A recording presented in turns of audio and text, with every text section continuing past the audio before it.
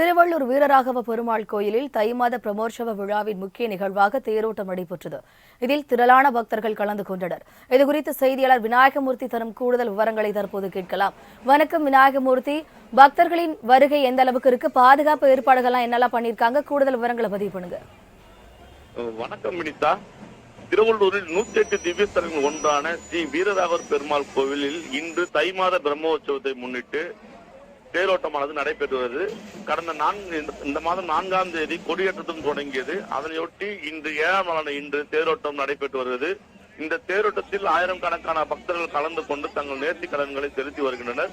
இந்த தேரானது மொத்தம் 60 அடி உயரமும் 21 அடி அகலமும் கொண்ட தேர் வண்ண மலர்கள் மற்றும் பட்டுத்துறைகளால் அலங்கரிக்கப்பட்டு மிக பிரம்மாண்டமாக தேரானது காட்சியளிக்கிறது.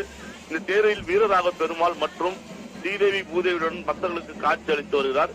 திருவள்ளூரில் முக்கிய வீதிகளான குளக்கரை மற்றும் பஜார் வீதி, வடக்கு ராஜா வீதி ஆகிய முக்கிய வீதிகளில் இந்த வழியாக தேரோட்டம் நடைபெற்று வருகிறது. பக்தர்கள் தங்கள் நேர்த்திக்கடனான மிளகு, உப்பு போன்றவை தேரின் சக்கரத்தின் மீது செலுத்தி தங்கள் நேர்த்திக் கடன்களை நிறைவேற்றி வருகின்றனர். இதில் ஏராளமான போலீசார் பாதுகாப்பு பணியில் ஈடுபட்டு வருகின்றனர்.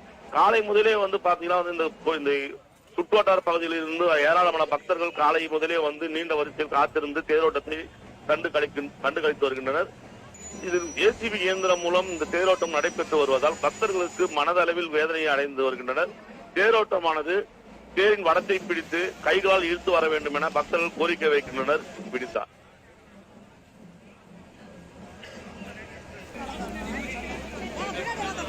கூடுதல் விவரங்களுக்கு நன்றி விநாயகமூர்த்தி.